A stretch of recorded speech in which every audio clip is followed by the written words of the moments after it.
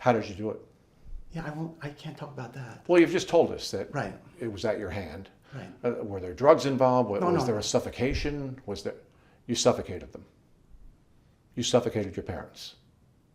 Yeah. All right, Lawrence, well, thanks for sitting down with us. We really appreciate it. We'll get to the statement, but first we want to talk about the more recent event, actually the prior events and now the more recent events. Take me back to the summer of 2017. What happened to your parents? My mother wrote me a note, which the police must have now, describing her walking across Whitehall Road.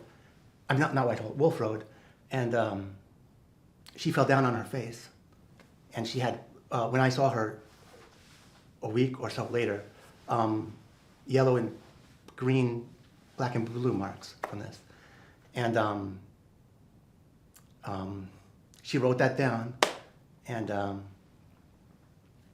that was a situation that became a problem, because when elderly start to fall down, the time comes that they start to, beginning of the end. And my father also had cataract surgery, and he lost his vision to double vision, so he couldn't be he couldn't drive. So they were losing their independence and so forth. And my mother had a brother who had Alzheimer's, and my father had a sister who had Alzheimer's. They were both in nursing homes. My mother had a second sister who also had Alzheimer's. And they put you in a bed, they put catheters into you, they rip your teeth out to try to keep you, the whole 9 yards. So this is in the back of my mind.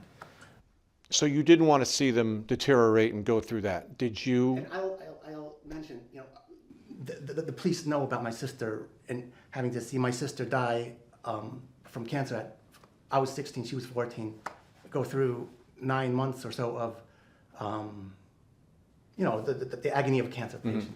So did you kill your parents as a mercy killing to put them out of their misery? You can be honest with us. I know. I'll leave that for the statement that I put on your website. The statement doesn't mention that. I know. The statement does not mention that. Right. I want to hear from you. Yeah. What did you do to your parents? I buried them in their property. You buried them in the backyard of that house in Albany. Right. At what point did they become deceased? I need to see a calendar. Sometime August 2017. And did they die at your hand? That's the question. Right. I'll have to leave it for that statement. But that's not in the statement. And I think Right. it's important for people to know what happened to your parents. Right. They were your parents. You loved them. They were deteriorating. What did you do? I will... Don't tell me you're going to leave it to the statement, because it's not in the statement. I know. What did you do to your parents? My goal is for the American people to recognize that there's 40 million boomers. They're all going to go through the same kind of problems. Mm-hmm. It affects all of us, and we need to widen up the law so that people can deal with these kind of problems in a humane way, in a whatever way that people can deal with. And I did my duty to my parents. So you ended their lives. I won't.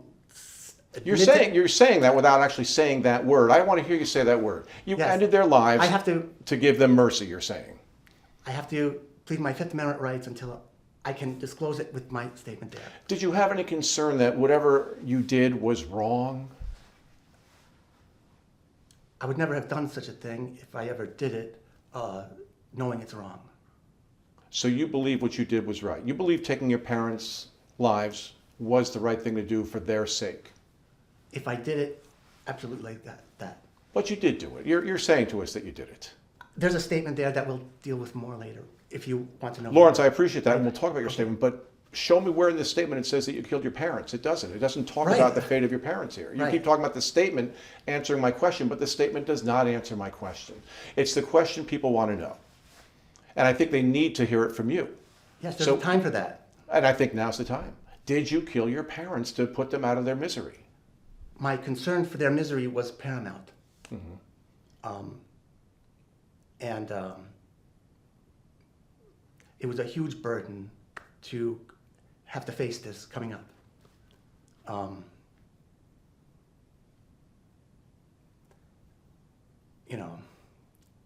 this is a horrible situation. Sure. So you alleviated that burden. You're a good questioner. I have to protect my Fifth Amendment rights on this until the right time. I'm not an attorney. I'm Right. not an officer of the law. Oh. You don't have to say that to me. Yes, but I mean, whatever I say here is going to be held against me elsewhere, right? Of course, but you probably answer to a higher authority anyway in the long run. So I think you can tell us what happened. Did you kill your parents together at the same time in the same place? What method did you use? All that kind of stuff I would answer later with that deal with the American people. But I'm not going to speak about such things like that. But you have a chance to tell the American people right now. I want their feedback on my statement. Then I can believe that I can tell the truth uninhibited. You don't think you're going to get better feedback if you're honest with them? And tell us what happened? I put things in the right order that have to be in the right order. But it's very important that insofar as exculpatory material, the police have that statement from my mother regarding what happened to her, crossing the street at Wolf Road, falling down, Right. And she also had a problem with, she mentioned she was getting lines in her eyes for some reason. And there was I don't know what that would be. That was the prelude that helped set things in motion, you're saying. That was the... That started your parents' downhill trend, health-wise. Yes, but also the letter from her to me said, do something. Or this you need to know this in a way that was... Your parents asked you to kill them or to take their lives in a merciful fashion?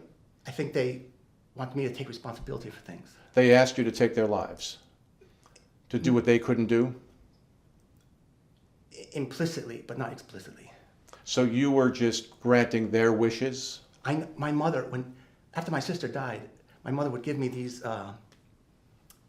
do not resuscitate things every few months, and she wanted to die given her grief for my sister, her daughter. And you loved your parents and you wanted to honor their wishes? There's something special about our family that we can somehow read each other's minds, and so being things explicit isn't necessarily, I could complete my grandmother's sentences for her, and she would say, well, So, I mean,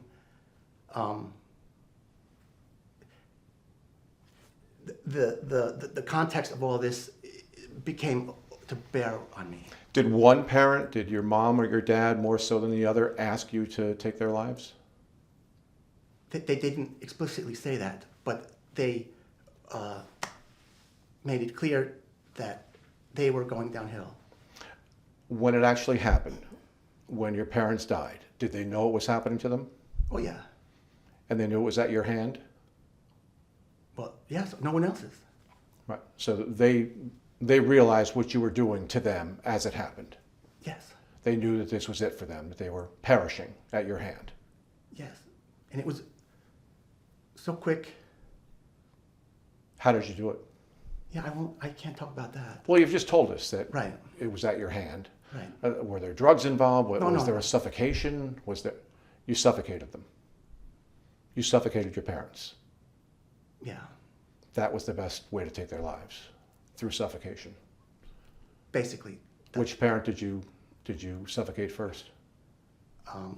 My father, and after he died, my mother put her head on his chest, and she was there for a few hours, and then I finished her. And then what did you do?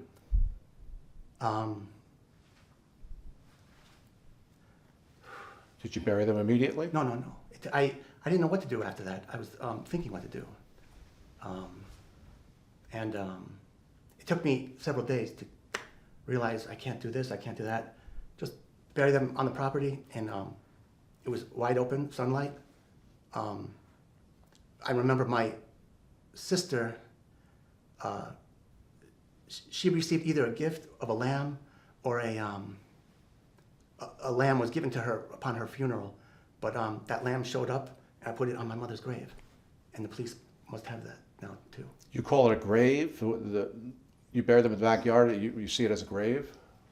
Well, I bury them, and I put a thing around my mother's grave, and and I planted a peach tree next to her, and I put that there.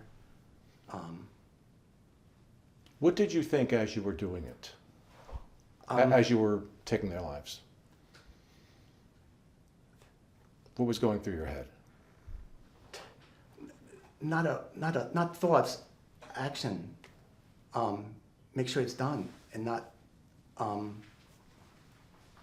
fool around, not make a mistake.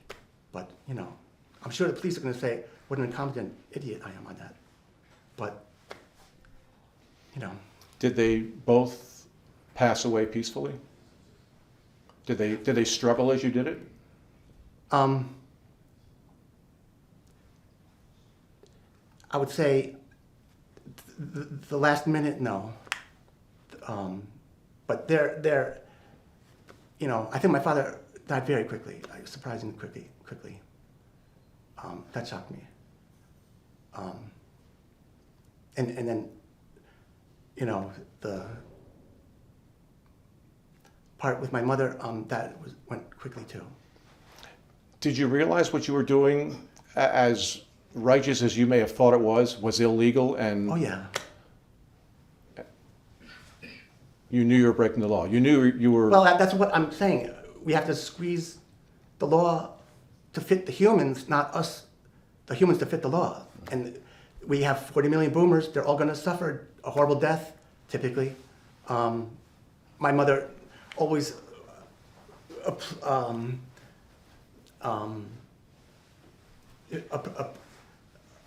if somebody died in their home, she would say, great, the person died with their boots on, instead of going to a hospital and going through a meat processing factory kind of thing. So they were both children of World War II. My mother was born in 42. She was a toddler. She told me she would follow funerals behind the horse and wagon. This is the kind of world she grew up in. My father was at age 12 in a communist concentration camp for 3 years. So they had very serious lives, given the globe, genocidal British geopolitics, as I call it. So they were not fooling around on things. They were serious people. When you were doing this, did you think about the financial ramifications, the fact that you would continue to take their government money? Once that happens, and what do you do? The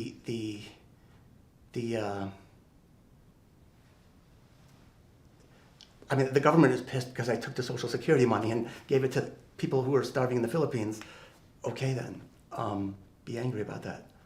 But the police know all the money that I have went to people to help them, thousands of dollars. I gave almost, not all of it away because there was still a lot left. But I gave away, I didn't play with the money, I gave it away. I didn't enrich myself. Does that justify what you did? No, but this is not a kill for money case, is important to say.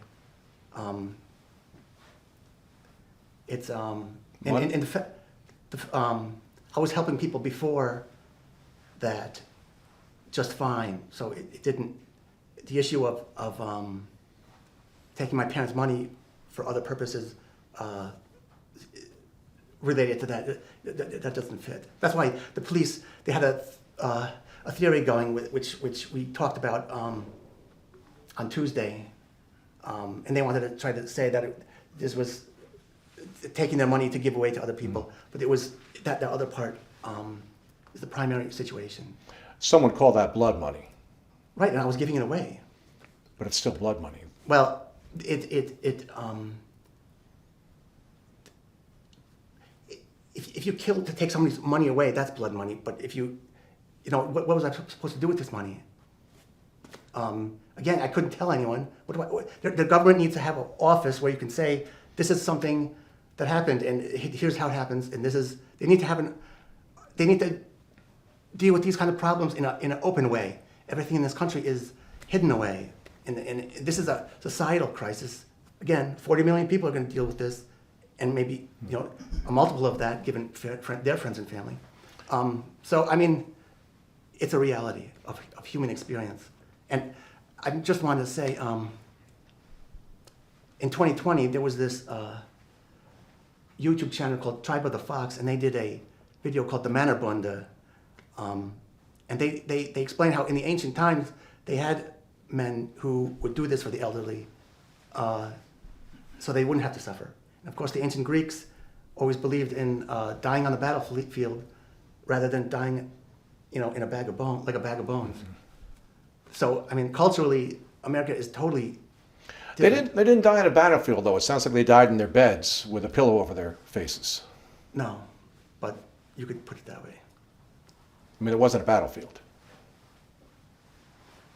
Well, right. It's not. I mean, the preference of people of the ancient Greeks was to die on the battlefield rather than die so infirm that you had nothing.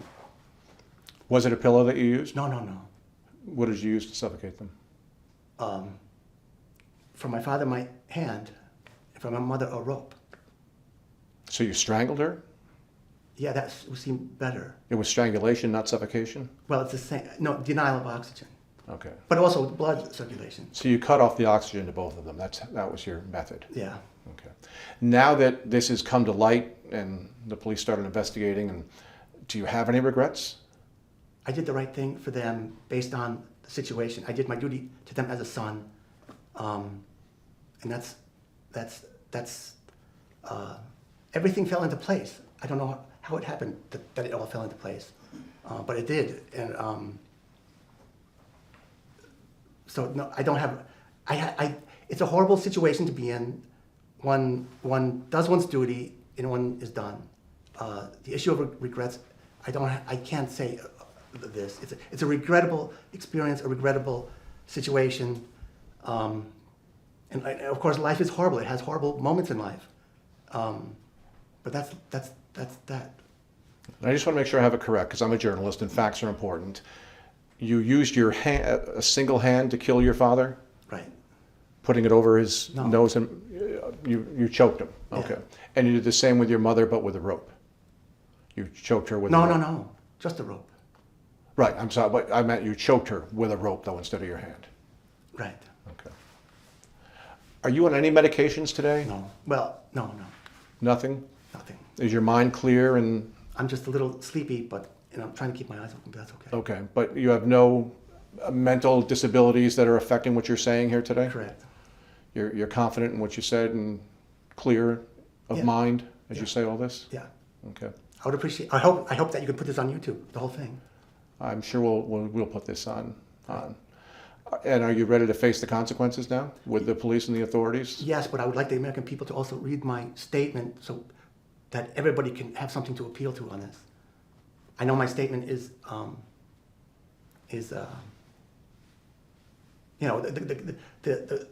not really concerned about the police or the courts or anything. There's something much bigger in life, and we have to deal with the big things in life.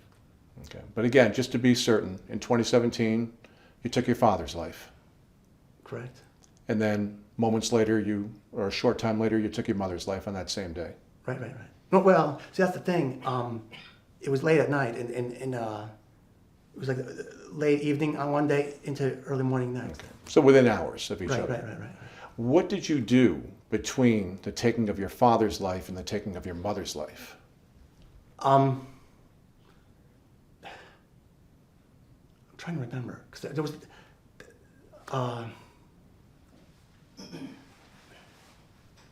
yeah, I don't remember. Did you sit with your mother? Were the three of you together in one Well, room? before they died, my father was here, my mother was here, and I told them what happened to me and my sister after she died. And my sister died in the house too, because when she died from the cancer. But she died in May of 1988, and then in that fall I was doing my 11th grade now then, and there was a I had to do a paper in a big test. So I did an overnighter to do that test, and then tried to do a second overnighter to finish that paper or something. And I crawled into bed at like 2:45 in the morning. And sometime then after, I popped out of my body. And I started floating up to the ceiling. I saw the nooks and crannies, and I acknowledged that the nooks and crannies of the ceiling, and then the whole world disappeared. And I was in this big black void, and it was rushing by, and then I saw my sister in a doorway in profile. Anyhow, after that,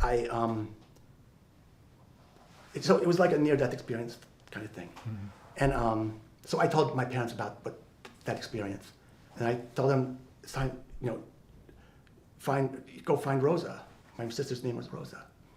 And so my father just died quickly, so quickly. And I told him, find Rosa. And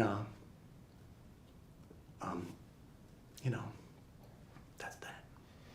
And then again, just take me through, after your mother died, how long was it before you buried them? Approximately. Like 2 or 3 days, actually. So your parents' deceased bodies were in your house with you for 2 or 3 days. Right. And then you decided you had to do something to cover up your crimes, or to properly bury them and send them on their way? Right. I mean, I needed to. Basically, I had to bury them. Was the burial to cover up your crime? You didn't want to be found out. Right, of course. I mean, what to do? So again, the thing to do just occurred to me. Oh, she can fit here and he can fit there, and then just do it. And it was done. And that's that. Have you lived with fear of being found out all these years?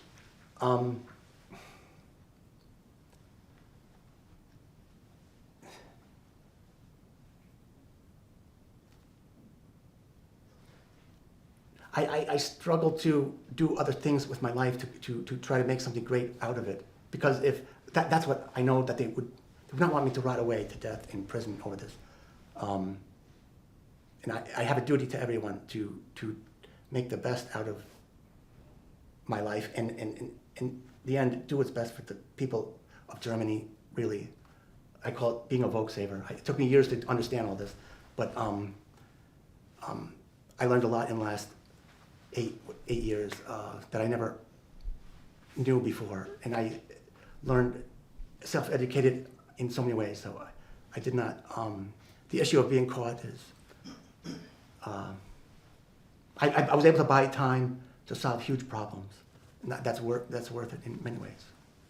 To the American people, to me, and to them, to their legacy, to their, Do you think people are going to accept this rationale? They probably won't. And feel for you?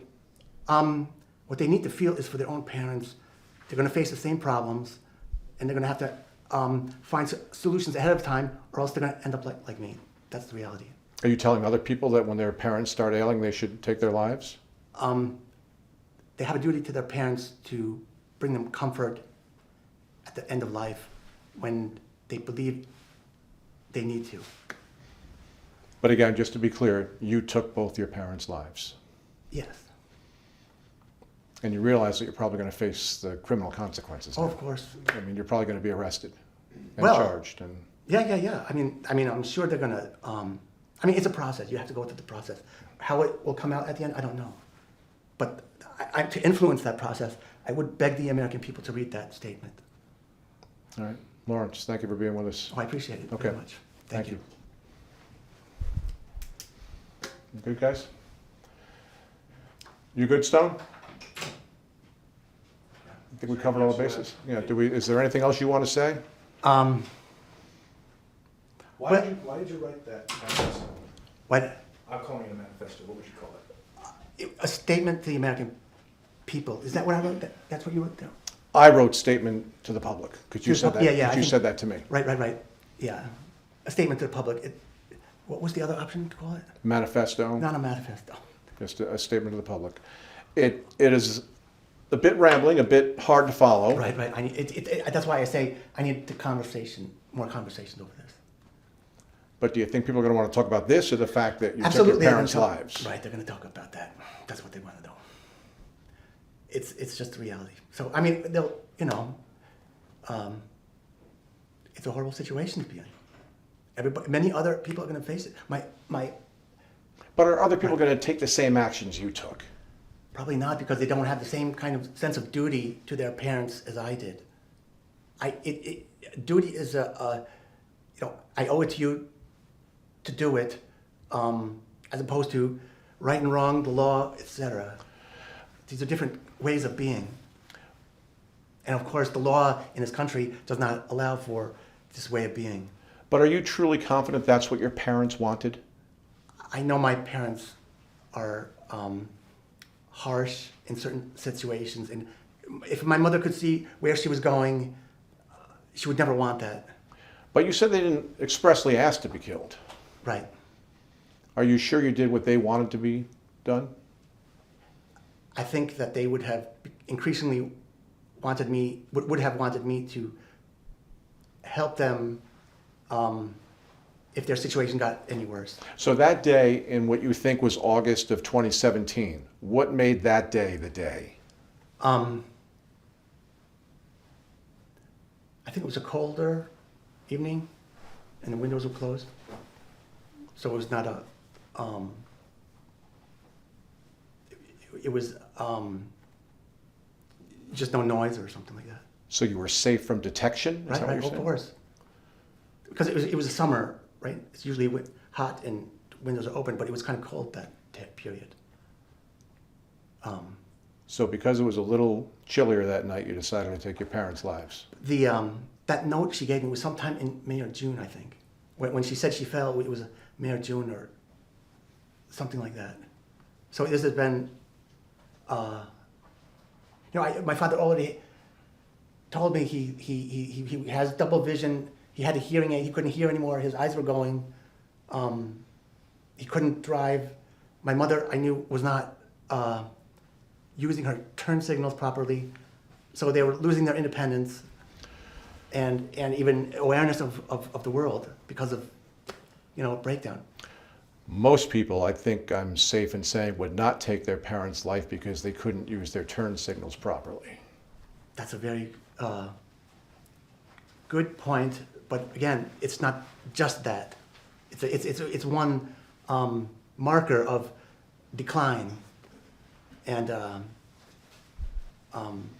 again, she had a brother and a sister who were going through Alzheimer's. By then, one died, and her brother was going to die, and maybe 2 years later, and he was in a terrible situation. So, the other aunt of mine was I think even in an even worse situation because of Alzheimer's.